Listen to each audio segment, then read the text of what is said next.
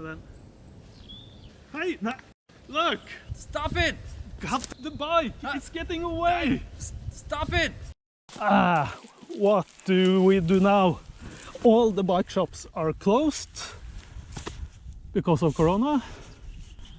So, yeah, but we need a bike. Yeah, and even if the bike shops were open, they wouldn't have any because it's all sold out. Well, we couldn't even go there to borrow one, could we? Or could we?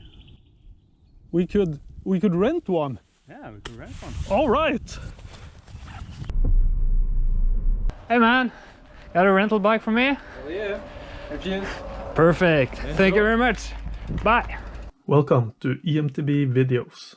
We have ridden the Instinct before.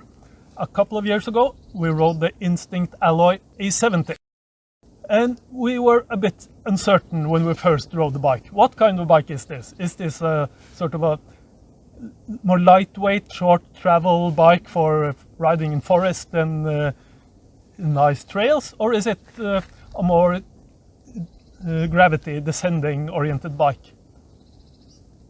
And it turned out it was both, actually. It came with sort of less aggressive tires and not the most rigid fork, but swapping the front tire and dropping the bottom bracket with the adjustable suspension made it quite a capable bike. The Instinct BC is a more aggressive bike. It's more of a downhill descending specialist. BC in Rocky Mountain terms means British Columbia, and that's what Rocky Mountain labels their more aggressive downhill oriented bikes. So the Instinct Alloy BC is 150-160 mil travel bike. It's got a pretty burly fork, the RockShox Lyric base model. Brakes are the Shimano MT520 dual caliper brakes, which we quite like. Drivetrain is the 12-speed Shimano Deore. It's a nice group set, smooth shifting. And when you look at the tires, you understand that Rocky Mountain means business. This is the Maxxis Max Grip tires, double down casing. So it's sort of like lightweight downhill tires.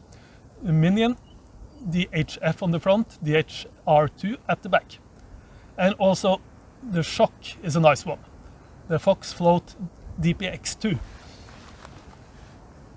So there are a few bits that makes this bike look quite burly.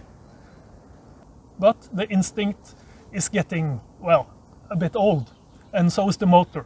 The Dynami 3.0 motor was introduced in 2017, so we're about to hit 5 years.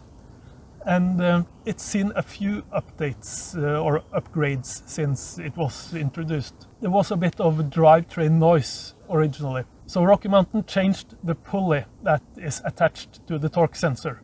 Also, they changed the upper chain guide. Both these changes were supposed to reduce noise quite a bit. But on our test bike, there is still some noise. It sounds like a dry drivetrain rubbing noise, really.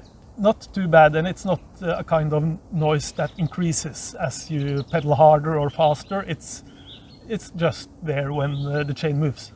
So the Rocky Mountain bikes has got 54 battery cells, properly filling up the down tube. It's got great range, and it charges really fast with a, I believe, 6 amp charger and the high voltage. Also, the battery is permanently integrated. It's non-removable. So if you are forced to park your bike outside and you live in a cold climate, you will have an issue charging the bike during the cold season. That can be remedied to some extent by installing the overtime pack. That's the Rocky Mountain range extender. Geometry of the bike is, well, perhaps not the most modern, but still contemporary, still nice. It's got, for a size large bike, it's got a 1220 mm wheelbase, which isn't really long. We've got slack long medium-sized bikes today with the same wheelbase. And the reason for this is the 443 mm chainstay length, which is pretty short. And also the head angle is 65.9 degrees.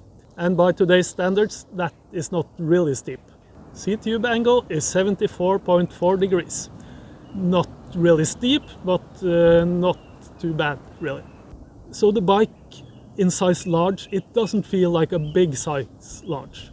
The geometry of the Instinct BC, it sort of looks like the geometry of the Instinct non-BC Powerplay in the slackest setting.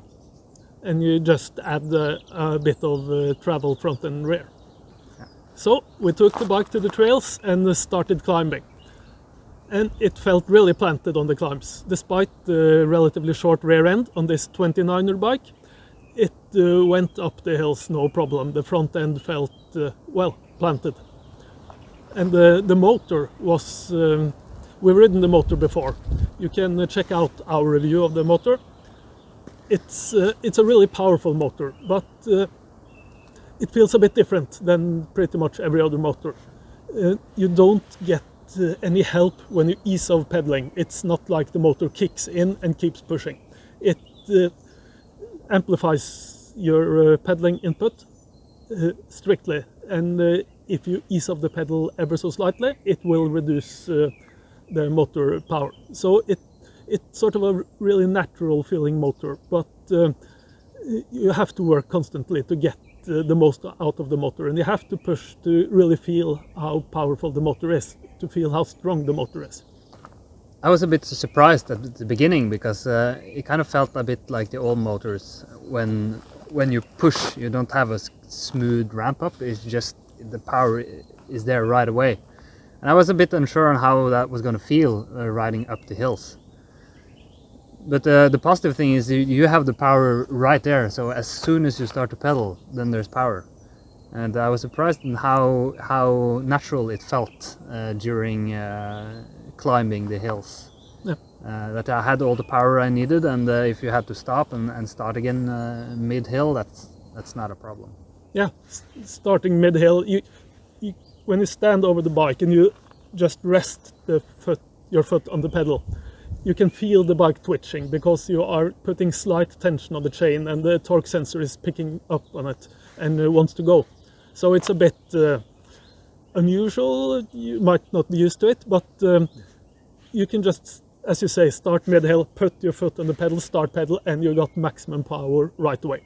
Yeah. And yeah, I agree. It's the newer motors, they are ramping up a bit more pleasantly, a bit more controlled. This sort of reminds us of older motors that could be a bit hard. You could feel like you were tipping backwards a bit when the motor kicked in if you weren't prepared.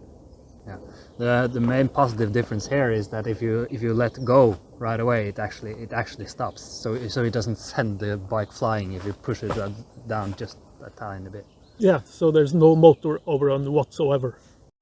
And when we enter the flat trails, we pedal hard, got up to speed, and well, it was not the most playful bike for this kind of riding.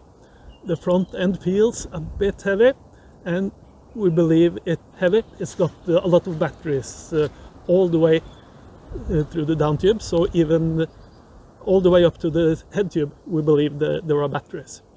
So not the most inspiring bike when trying to jump and bounce about on the flatter trails. Going downhill, I felt it was secure. I feel safe. Yeah, the weight of the bike, we weighed it in at 25.7 kilos, and it really comes to its right when descending.